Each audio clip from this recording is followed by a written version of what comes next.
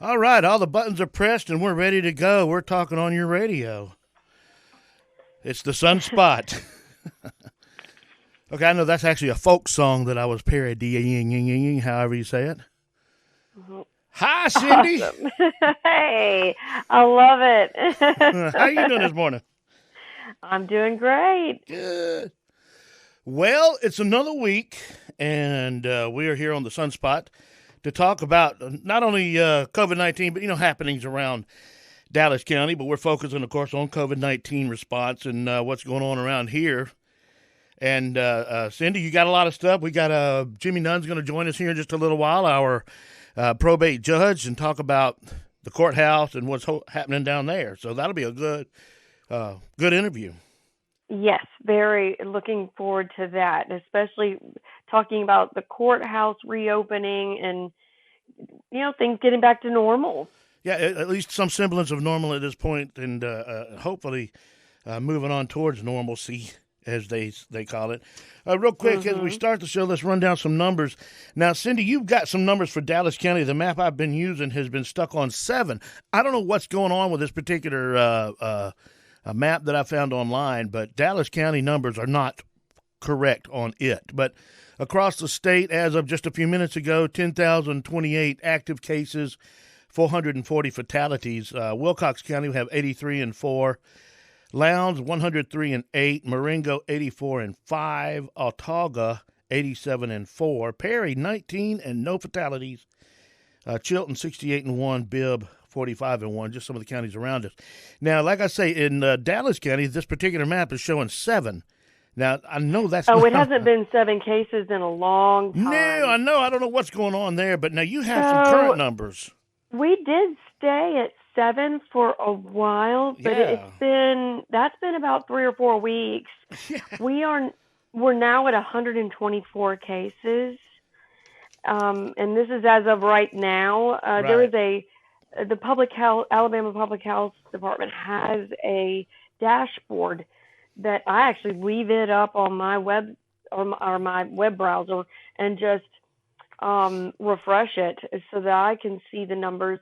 We every night the Selma Sun is putting up a day number for the day, and last night it was 124 when we did it last night. It was an interesting when May 1st, the first softening of the rules that the state did for safer at home, the numbers jumped by 10 Hmm. almost every day during that time. So there was, so uh, 2 Mondays ago, there were 37 cases. So 2 weeks. In 2 weeks, we went from 37 cases to 124, What do you? 122. But it slowed down uh, since Sunday. The cases have only gone to 122 and then 123 and 124. So it only went by one. Now, is it because of the increased testing and not because we reopened? Because at the same time that things started reopening, the Walmart Quest partnership, and Quest is Right. a lab that does lab testing, started at the Memorial Park driveway there at Block Exactly. Park. Yeah. So it could be that more testing is being done, so therefore more results are coming in. It's so hard to tell on this because it takes so long for those results to come back, and we could be it was like that a week ago, but 5 days later we get the test, and now right now it's slowed down to just one a day. Well, and like David said last week when we talked to him, David McCormick from the Vaughn Regional Medical Center said that with more availability of testing, more people are being tested. And because they have to send these tests off to a lab, and we're not the only city doing that, the Right. turnaround time is actually slowed down a little bit. Because, Well, he did mention there was a faster one. there is, but it's less It, accurate and it's it's not not as as wide. accurate. Yeah. And it's not as widespread right now either. So, So Perry County, for instance, yeah. our neighbor had only 9 cases for a really long time. probably a month. Right. They're now reporting 19. That's still not a lot, but their total tests is 377. Right. We've got over 1,000 tests that's been done. Now they also have fewer people. That's true. They have But a much more sparse population, but it is. But we did a story 2 weeks or 3 weeks ago about the testing that's been started, being done. Rural Health, right. is doing some testing on their own, and then Vaughn, is the clinic in Marion, is doing so. Like we said, it's the same story. Is it an increase in the testing being done and the results coming back? It's hard to tell. It is hard to tell. I mean, that's a good question because, the same token, when the number of cases we found are going up, as David McCormick said last week, there's nobody in the hospital with COVID. That's right. So, that was an interesting interview, right. Because on our show last week, if there were no cases, not in the ICU, not anywhere right. in Vaughn, then where are these 124 cases? Now, of course, this is over the period of time of confirmed cases. Well, Plus, that's another thing. Another thing I pointed out, too, is that these numbers that we have, they're not subtracting people who have gotten over it. This is telling you the total number of cases. Adding on. Yeah, it's only adding to it. So out of 124 cases, 100 of those could have gotten well and gone home, and it's all done with. Or had been sick at home and got the test in their car and never went anywhere. There's so many variations. So many variables. I mean, there's no way to know for sure. But that brings us up to we can talk about this some when we start talking about things opening up more. There's some places that are in other states. Haven't seen anything in Alabama yet that are requiring, like restaurants that are opening back up, are requiring the restaurants to log all of their patrons, who's coming in and who's leaving. It's like, wow. Yes. I mean, No, I think the hair salons have to do that, and nail salons, and they have to do their temperature too, if I'm correct. Yeah, now, and something like that where there's that close contact, I can understand it more. But, then, of course, that very type situations in other states has spurred a lot of protests. Well, how accurate is it anyway? Yeah, but there's another good question. That's not what you do for a living. I mean, I suppose we do our kids' temperature all the time. But I will tell you how many different thermometers I've had over the years that will tell me that the kid is like 93 and it's like, or 75 degrees. It's like, he's not dead. They're not accurate. They're not accurate. They're so hard to get right. And are we expecting small businesses to have to invest in ones that won't say that someone is 45 degrees? Right, exactly. Well, and what you're bringing up too when you get into that is all of the what changes are going to have to be made, or what changes are going to be made, whether they have to or not. How much is too much? How much is not enough? I don't think anybody knows, but they want to get back to work, so they want to feel like they're doing something to help them get back to work. I mean, I've seen pictures of ladies on my Facebook that have gone back to get their hair done, and the stylist is wearing a mask, but the one getting their hair done, how you wear a mask? It goes around your ear or back of your head. So is that protective? I mean, these are all rhetorical questions because we don't know, but I've decided I'm going to find out what my natural hair color is. It turns out I'm one of those that's not really a blonde. Oh, really? Well. No, I've always known that I've got some dark red hair, and we'll be finding out soon.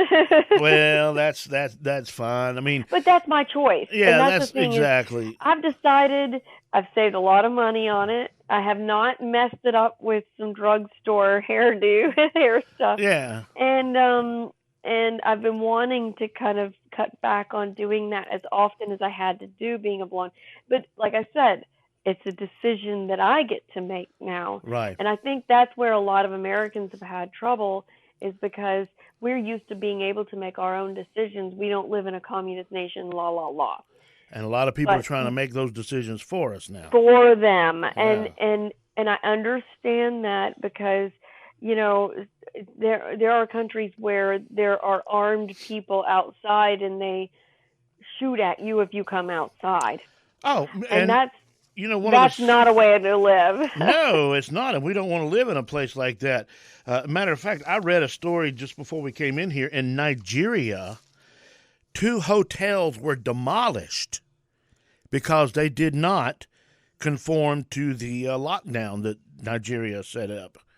I mean, they didn't just close the hotel. They tore the whole daggum thing down.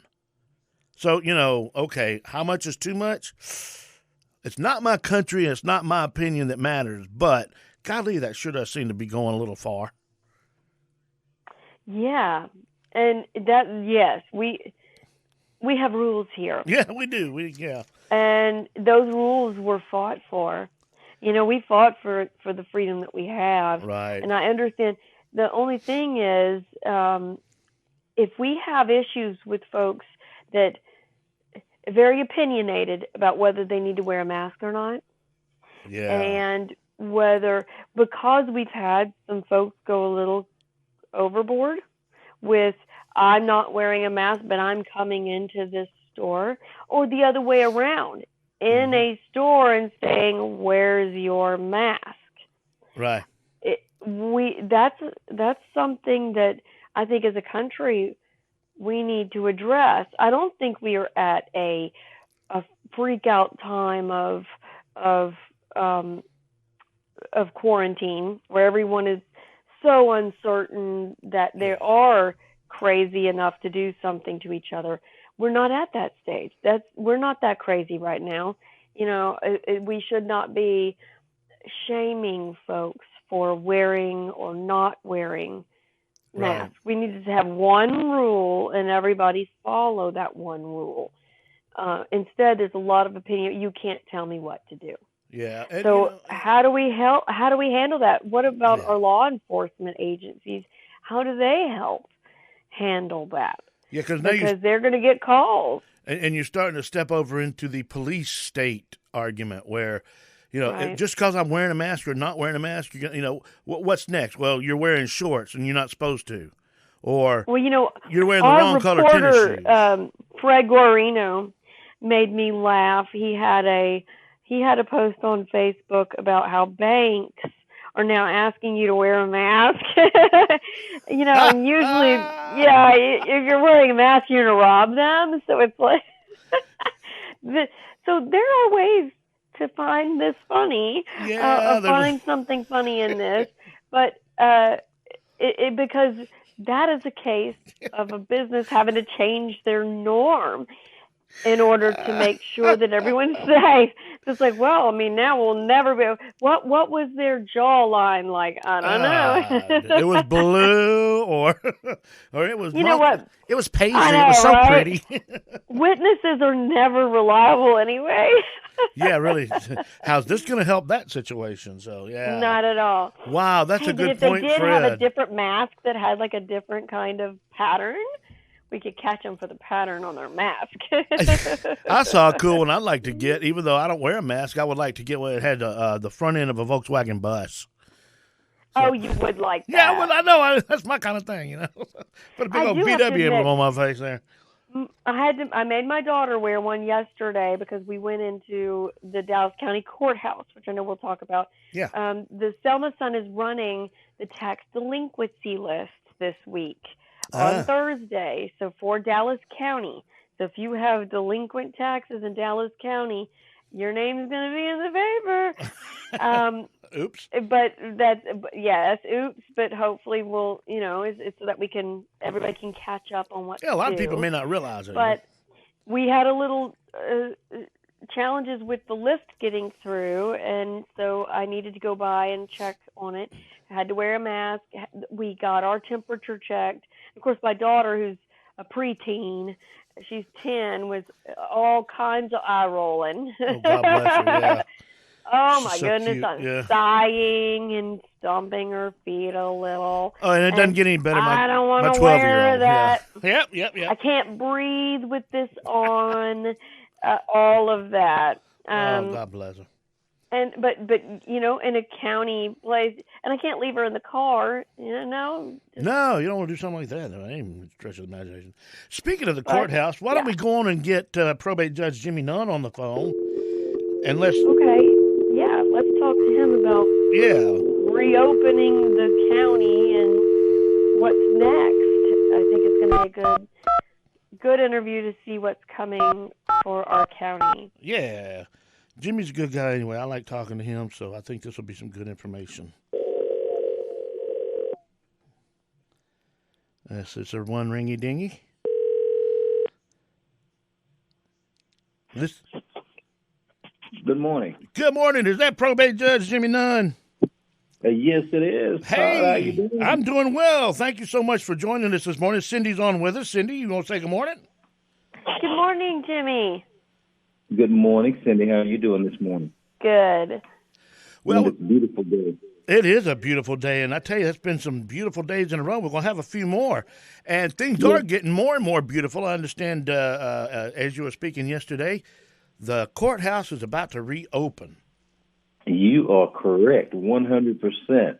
The county commission on this last commission meeting that we had, they voted to approve a plan to reopen the Dallas County Courthouse and to resume operations on this coming up Monday, May the 18th at 8:30 a.m. that morning. We will be opening up the courthouse.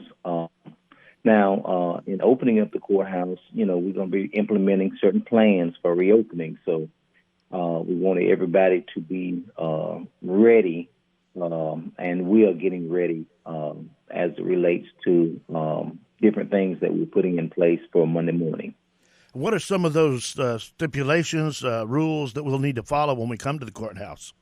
Okay. Well, I will tell you quickly, one of the things that we have already started doing and that you will see a difference when you come into the courthouse, some of the areas will have plexiglass barriers. And the plexiglass barriers we're putting up in areas to shield the public from the employee or the public or the employee from the public, but something will be there like a glass shield. But you'll still be able to have your services rendered, but you'll have something, a barrier, a plexiglass barrier in front of you. In some areas, we will also have, we'll be implementing in all areas, we'll be implementing the 6-foot distance of the social distance rule in the courthouse. And then we have only going to have a limited amount of people in the courthouse at a time, such as 10 or 15 people. So when you come into the courthouse, let's say Monday morning you're there at 8:30, we will have a deputy, just as we have now security. We will have security at the main entrance of the courthouse. There'll be one way in the courthouse, same as for the annex. You will have one way into the annex from the Region Side Bank. And then on the main courthouse, you'll have one entrance on the Lauderdale side.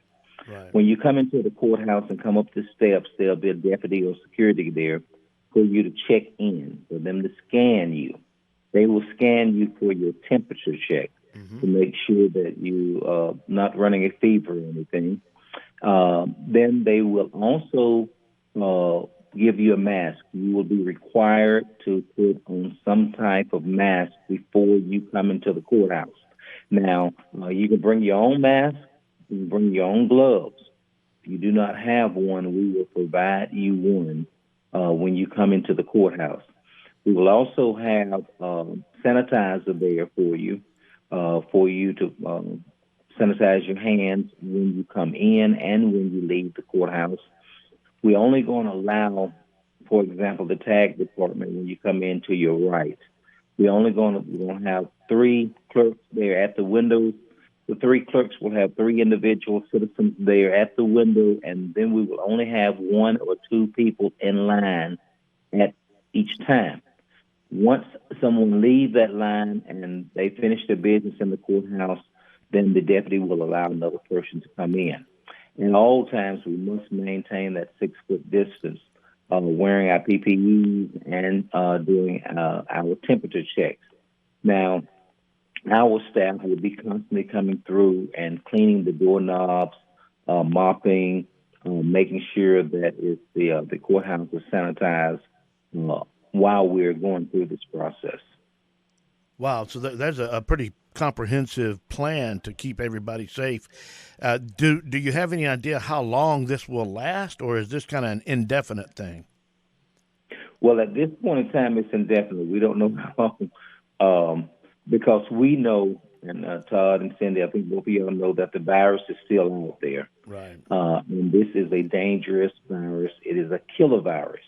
Kill over, 80,000 people in the U.S. But our goal at the courthouse is to keep our employees safe and to keep our citizens safe. That's our top priority. And whatever we need to do in order to accomplish that, that's what we're going to do. Right. So, and we're going to require strict control, because not only if you're not wearing the mask, you could infect or someone else. You could do damage or cause injury to someone else, and that's not the intent that we have behind allowing people to come into the courthouse.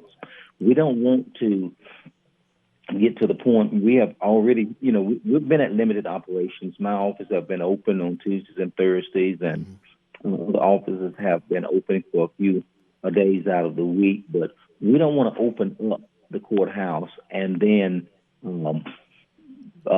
due to the fact that we're not in compliance, have to shut the courthouse back down. Right. So we're doing everything that we can to keep anyone from getting infected, to maintain our social distance, wear the mask, wear the gloves, especially, and we're having training, and we met yesterday, but we're going to train our employees and let them know that, and give them notice that, this virus can be transferred through money. When you're handling that money, make sure you keep on your gloves. Wash your hands constantly. Keep on your mask. Things of that nature. So again, our number one priority is the employees and the citizens. Well, and like I say, that's really awesome. That's very comprehensive, and sounds like every base has been covered. Now, to the question of license plates, a lot of people obviously could not get their license plates with the courthouse being closed and whatnot. Now, I know that the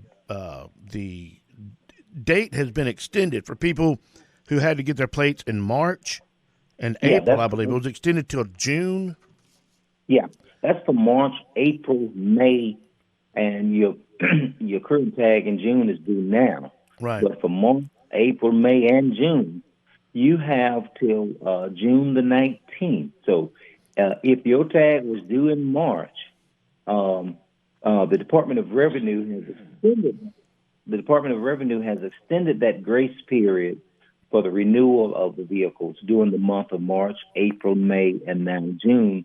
And there will not be any type of late fees or penalties or anything that will be put against you if you have not renewed your tag.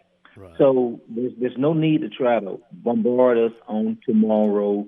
Not tomorrow, but on Monday or next week or whenever. If you come as a citizen and you see that the line is too long and you don't want to stand in line, there's no benefit in standing in line on Monday. There's no more of a benefit in standing in line on Monday than 2 or 3 days later. You're still not going to be charged a late fee or penalty. So everybody, even if you have a new vehicle, you're not being penalized for not having a tag on that new vehicle. You have until June the 19th. Right. Now, on June the 22nd, that Monday, you will be assessed a late fee, and you will be assessed penalty. So please try to get in here before that late day of June the 22nd. But today is only May the 13th, so we have a whole month close to a month and a week, Right. To get our tags. And the same thing for driving license. We're not for sure. Although they know that we're going to open up on Monday, but we are not for sure whether or not the state is going to allow them to open up. They come up under the state of Alabama, the state trooper's office. So, but we have been in constant contact with them, and they are seeking the approval to open up also. But if they are not open up on Monday, maybe we will have some type of sign or something to put on the door to let people know when they will be opening up. And they will be practicing the same safe safety control, crowd control, and safety measures when you come into the annex to receive your driving license. And I think they may do it a little bit different. We were talking yesterday. Before we closed down the courthouse, people would sit in their vehicles, and they would give a number for the state trooper's office to call. We'll call that number on your cell phone, and you will get out of your vehicle and come inside, and they would do one person at a time. Oh, okay. The deputy will give them a card for them to go back to the vehicle, and they will leave their cell phone with the deputy, and the state trooper post will call, the driving license department will call the person in when they're ready for them. That's a good idea. Yeah, that works. Yeah, and we're going to have a security or deputy outside of the courthouse there to maintain control outside of the courthouse.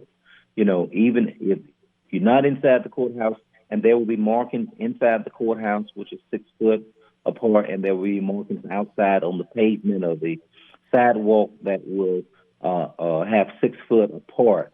Right. We expect long lines, but we also expect for each citizen to adhere to the 6 foot distance.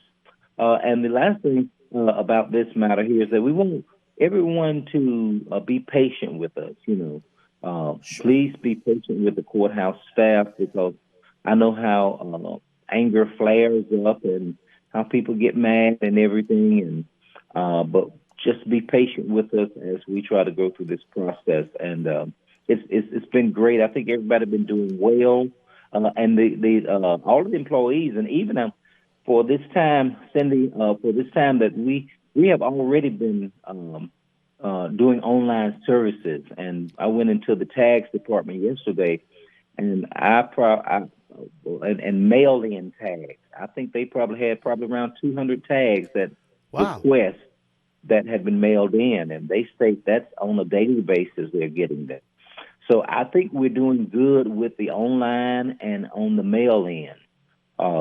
So we have always continued to provide the services, but it was through the mail, online services, or via phone. That's fantastic. And, doing the mail-in thing, if that catches on, that will reduce the crowds at the courthouse anyway. So that could be a long-lasting positive. Yeah, you're exactly right. A lot of people didn't know that you could apply for your tag and renew your tag online. But I've had many people to say that by them renewing their tag online, they would never stand in a line again. Amen to that. But I do need to find out as soon as we get the driver's license office open. My 15-year-old turned 15 March 1st, right when all this happened, and he wants his permit. Boy, he's ready to get that driving permit, so that's a good thing to know there. So, and just to make the distinction, everybody understands the license plates are through the county, the driver's license are through the state, so there's going to be a little bit of difference in the way things are handled, and that's why we're not sure if they're open yet, because a lot of people don't seem to realize that difference. Yes, that is correct. We provide the space, or we provide a facility for them to, and that's anywhere in the state, right. For them to have a space inside the courthouse. So that's, but yes, totally separate. You're getting a driving license on behalf of the state of Alabama, not per county, but you're getting it on behalf of the state. Yeah, exactly. So we want to make sure everybody understands that, but good deal. Yeah. And let me ask you a quick question now. I know what a great singer you are. While people are waiting in line, will you entertain us while we're standing out there or sitting in our cars?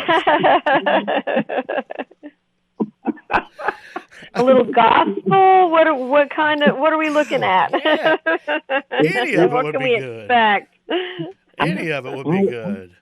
I tell you, I got a That's surprise when you were your ceremony when you became the judge, and that's the first time I got to hear you sing. And if people don't realize what a good singer you are, they really need to hear you. He has a daughter who can sing really well Oh too. yeah, exactly. Yes. yeah. That You was guys my could daughter. sing together. Yeah. we I tell you, Cindy and Todd, if y'all come up and sing a little bit, I'll do a little entertaining too. I'll be with you. That'll be fun. All But right. I am a musician. I'm a pianist, organist, and I am a singer also, and I'm a musician here in town at Shiloh Baptist Church, Reverend Joshua Davis. So I've been a musician since I was 12. So Oh wow. I was a long 11 time. when I started playing flute, so I'm a flute performance major. I'm trumpet. No. I'm trumpet and singer, and my We dad. could make a band. Yeah. Let's get a band together. We ought to do it. Yeah. Let's get together sometime. That would be great for the community, for the Would leaders be. to come together, and at this time during the COVID-19. That really isn't a bad idea when you think about it. That'd be fun. Yeah.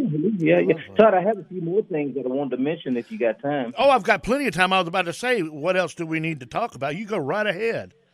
Well, I want to put on the table that let people know that the election for July the 14th is still, Right. we are not, the Secretary of State, John Merrill has stated that, and the governor, the election for July the 14th is still on. So we just letting people know that you still can come out on that day and vote. The other thing is that with the election is that we will be implementing some of the same procedures that we have at the courthouse. It will also be at each election site. Right. Even prior to the courthouse opening, we had our annex and our courthouse. A company came down and sprayed and sanitized it and everything. And even our janitorial staff, they are on a daily basis wiping down doorknobs, tables, where you sit at and everything to make sure that we are prepared for Monday. Same thing will happen at each polling precinct. We will make sure they will have sanitizer wipes and everything wiped to wipe down doorknobs and everything before you get there. And even we're going to try to have it by the doors will remain open so that you will not be touching a doorknob or anything when you enter into the facility. You will just be able to walk in. Now, when you walk into a voting precinct, also you will have someone to greet you there. It will not be a deputy because we don't have deputies to be at each polling precinct. Right. But before you vote, somebody will be there with a mask. You will be required to put on a mask before you come into the voting precinct. You will also have gloves that if you want to you desire to have gloves, you can put on your gloves. And then we will have sanitizer for you to put on sanitizer on your hands because we have the new iPads, the polling pad. So there will be some type of limited touching to the polling pad, Right. for you to vote. And then when you leave out of the voting precinct, you also have hand sanitizer accessible to you for you to sanitize your hands when you leave out of the precinct. You will be able to throw away your mask and your gloves if you like, or you can take it with you. But we are implementing certain crowd control and things there at the voting precinct so that every citizen will feel safe when they come in there to vote. However, the Secretary of State have stated that, hey, if you do not feel safe, if you do not want to come out and vote on that day, then you can vote absentee in midst of or in light of this COVID-19 disease. You can vote absentee. And absentee has been going on for the last probably month and a half during this COVID-19. But you would have to mail in your absentee ballot, mail in your absentee application, and then the circuit clerk will process it and send the ballot back out to you. Now, starting on Monday morning, I talked to the circuit clerk's office, Lenithia Robinson, our circuit clerk. On Monday morning, you will be able to walk up and vote absentee Monday morning, starting Monday morning. So if you need to vote absentee, you can go upstairs and vote absentee on Monday morning, and that will go all the way to July the 9th. Right. So you're looking at close to 2 months of absentee voting that they will have the opportunity to vote absentee here in Dallas County. So we're looking for a good election. Even in the midst of this COVID-19, we're hoping that everyone will come out for the July the 14th election. We have on the ballot several positions that's on the ballot, so even a state position, and then we have 3 local positions. So we're asking everyone to come out for the election. And then the last thing I wanted to mention, if I got time, is us dealing with the census. Yes, go right ahead. The census is one thing that we have had several meetings on, and it appears that Dallas County is its response to the census is low. Let me cut this on here, but its response is low as it relates to Dallas County. So we're trying to get up the response. At this point in time, Dallas County is at 46.8%. And when you look at other counties, the highest one at this point in time is Shelby County, which is at 65%. Right. The lowest one is 24%. So we're somewhere in the middle there, and we got to raise our numbers for Dallas County. And in raising the numbers, we've got to try to implement certain things in Dallas County. Now, these modules that they have now, they can tell you exactly which areas that we need to work on. And some of the areas that we need to work on is Oroville. Oroville sits at 15%, although Dallas County is at 48%, 48.6, or 46.8. Oroville is at 15%. So we have got to get down in Oroville and raise some numbers. Due to this COVID-19, we cannot go door to door at this point in time. So that's why we're trying to put it on the airways as much as we can. Valley Grande is sitting at 61.4%. So they are within that. They're doing very, very good. Valley Grande is. Selma, the city of Selma, is at 50.4%. And Dallas County is at 48.6%. And it even goes further. The modules will tell you which neighborhoods we need to work on. Wow. Across the river, we know that we need to work on the Selmont area. Right there, Craig Field their numbers are low. Old Montgomery Highway is low. Mentor area is low. Safford area is low. Boca Chittenden area is low. So we have certain areas that these modules will allow us to look at and to be able to tell which areas are low. What we are going to be doing is that we are going to be doing some PSAs and some advertisements on the radio to try to get out to the people. And we also going to be putting up some signs to put it on the mind that people need to fill out the census.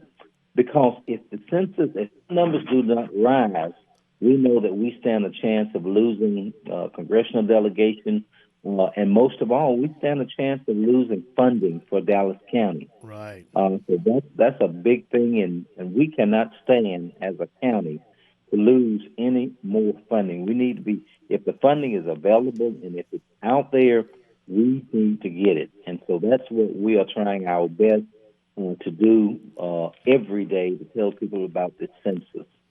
Well, last week we had an interview with Miss Marilyn Stevens of the Census Bureau over in Atlanta, and she reiterated that very fact that, we lose funding, we lose programs like the lunch program in schools, we lose the scholarship programs for college students, the Pell Grants, we lose a number of different educational programs that are necessities in our county.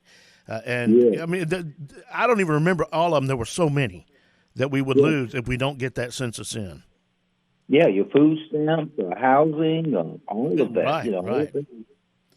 So this really affects you at home. When you're talking about your food stamps and your housing, and we need new housing developments. But we need the funding also. To be able to provide that assistance. Now, she said that there's a number of mail, postal, a number of places that don't receive their mail at their physical location. They have post office boxes. In those particular locations, in the next couple of 3 weeks, they will go and deliver a packet. But everybody else should have gotten one in the mail, or they can go online. That's correct, and it's several ways. That you can fill it out online. You can even call and do it over the telephone, or you can mail it in. So they have made it accessible to fill out the census. You can sit in the comfort of your home and just call and fill out the online. Do it online at your computer, or you call and answer the questions over the phone. Right. So it's being made accessible to the people. And I understand, like you say, if you don't have a packet, they're going to be delivering one to you. But the thing is to get it done. That's correct. Yeah. The thing you're exactly right. Our response for Alabama is sitting at 52%, but across the nation it's 56%. So it kind of shows you that with Dallas County sitting at 46%, we're below the state and the nation. Yeah, we're lagging way behind. That's not good at all. We need to get that going. And, just like we spoke about last week with Ms. Stevenson, I'm one of these who I don't want the government or anybody else knowing any more than they absolutely have to. But believe it or not, this year's census is not very intrusive, so that's not even an issue. That's correct. And the information, I learned at one of the meetings, the information that you are given, it is confidential, it is protected, and it's against the law for anyone to release the information. So you're not going to lose your food stamps. You're not going to use your housing assistance. You're not going to lose your Pell Grant. This information is protected. You're not going to be put in jail. No one is going to come get you or anything. So this information is for a limited purpose only to be used by the United States to determine funding and how many people we have in our different counties that need funding. And when we do not fill out these forms, it hurt Dallas County. It hurt our county. Now, the thing about it is that, like I say, you can call a number and you can give the information over the phone. And that number is 1-844-330-2020. Again, that number is 1-844-330-2020. And that you can give your response to the census over the phone. Now, if you have a computer and you desire to do it over the computer, it is my2020census.gov. Again, that is my2020census.gov, my2020census.gov. And if you receive your packet, then it has a address stamped envelope in there for you to fill it out and just send it back. It takes, I think it's 10 questions on there, which would take less than 10 minutes to fill out. Your name, your address, how many people you have in the household, just very simple questions. Right, very basic. That it actually, basic questions, and you fill it out and send it back to them. I think we have a civic duty. We have a civic obligation to do that, because just like this virus, whatever you do in the public, it affects other people. The same thing with the census. If you do not fill out your census, not only does it affect you, but it affects others. Right. We need to come together as a community and take care of that kind of stuff. That is correct. You're exactly right. Is there anything else that we need to talk about? Have you covered everything you wanted to talk about today? Yeah, I think I just want to thank our employees and our commission. We, the Dallas County Commission, closed the courthouse to the public on April the 1st, and they opened it back up on this past Monday. But I want to thank the commission for what they're doing, because even during the time in the midst of this COVID-19, we have been sticking together and we have been implementing procedures. Our employees have not received, they have constantly received a paycheck. Good. We have not, they have not missed a day without being paid. Not only that, but our essential employees, we even added hazardous pay, a $2 per hour hazardous pay Wow. to their salaries to help them out during this point in time. So all of our commission doing a wonderful job. Our employees, they have been thankful during this time, and they have been working with us diligently during this time. And so I just think our employees in our commission, Dallas County, is looking good. We're doing, good. We lost 3 of our seasoned commissioners. Commissioner Moore, we lost, Right. and in the previous primary election, Commissioner Nichols and Commissioner Rubin. We lost all 3 of them in this previous primary election. But in light of that, Dallas County has still got to go on. We will still provide and continue to provide the services at the rate we are, or even better. So I'm looking forward for the new commission that's going to be coming in. Again, we have a runoff, so we don't know exactly who's coming in other than Commissioner Towns for District 1.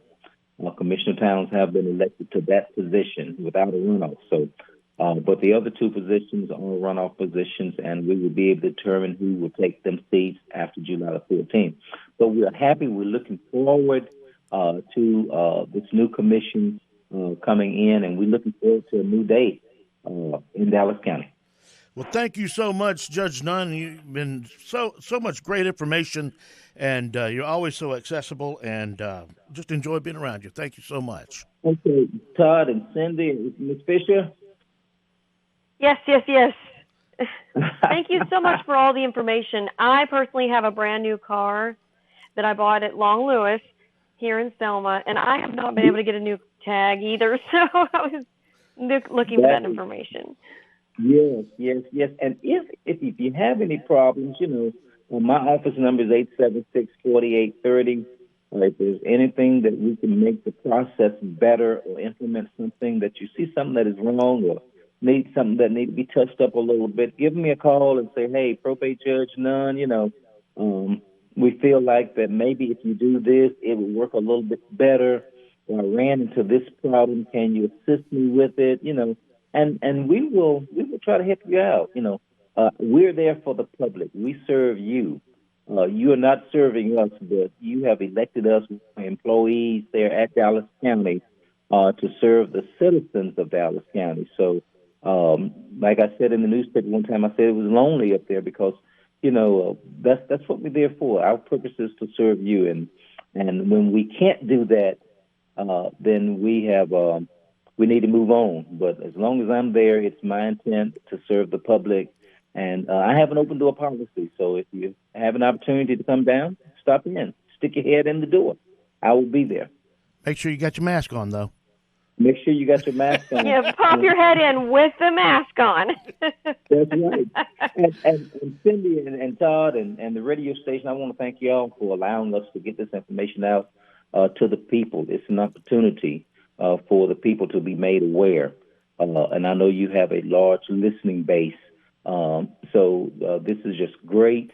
And anytime that you need my office or anytime you need Dallas County, you just give me a call. You have my cell number, Todd. That's right, and you've got mine. So if I can help you here at the radio station, and of course with the newspaper with Cindy, we're glad to be there. Okay, I appreciate it. Thank you. Thank you, Jimmy. Talk to you later. Thank you, Cindy. Okay, y'all have a great day now. Bye-bye. Wow, there's a lot of good information. Easy. Yes. Yeah, that's awesome. So, good stuff to know. Let's take a real quick break, and then we'll come back with some follow-ups and some wrap-ups. So hold tight. Got it. The following message is from your friends at the Central Alabama Farmers Co-op. We want to let you know that we will continue to be open to service our farmers and producers in this difficult time. Production and shipping have slowed, but we are doing our very best to keep products in stock and on the shelf. We are taking precautionary measures when it comes to sanitation and disinfecting. The health of our staff and customers is of the utmost importance to us here at the Co-op. Please continue to pray for all the farmers and producers feeding this great nation. God bless you all and stay safe from the management and staff at the Central Alabama Farmers Co-op. My name is Cortesia Beatty, and I'm a family nurse practitioner at the Dallas County and Uniontown Health Center. Here at Rural Health, we provide comprehensive primary health care services, optometry, dental, podiatry, as well as telemedicine for psychiatry. Diabetes usually runs in families. If your parents have diabetes, you should come by Rural Health and get screened. We also screen for pre-diabetes and sign our patients up for this Change Your Life, Change Your Lifestyle program. To make an appointment with Dallas County, 334-877-1490, or Uniontown at 334-628-2651.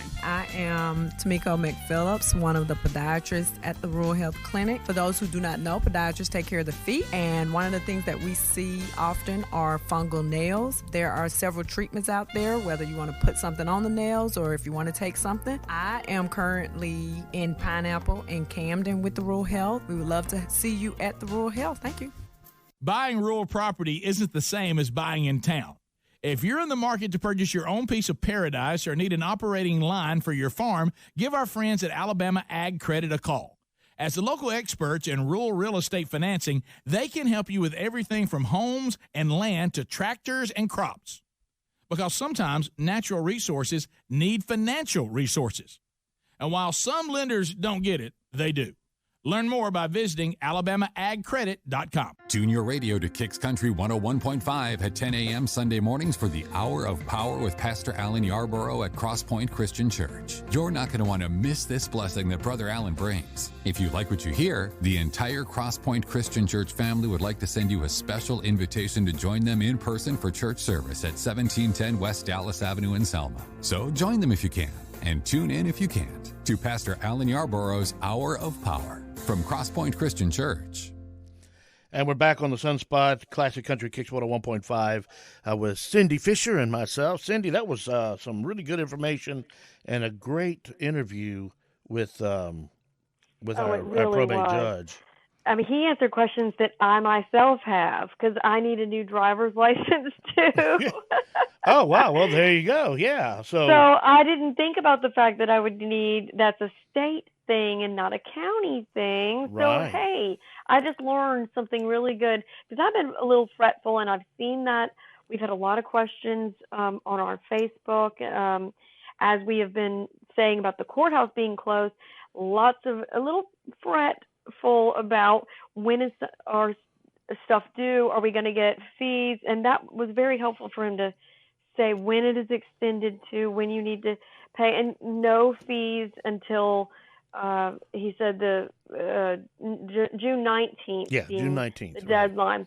So you've got till the 22nd before the fees start. So that actually eased my mind too, because I don't want to stand in line all day Monday. No, that makes it a lot simpler. I'll wait. Mine went up in April. Last name Fisher, F. It comes up in April every year. Right. So I have been a little worried about it, but he definitely eased my mind about that. So it's always great to have. And also the election.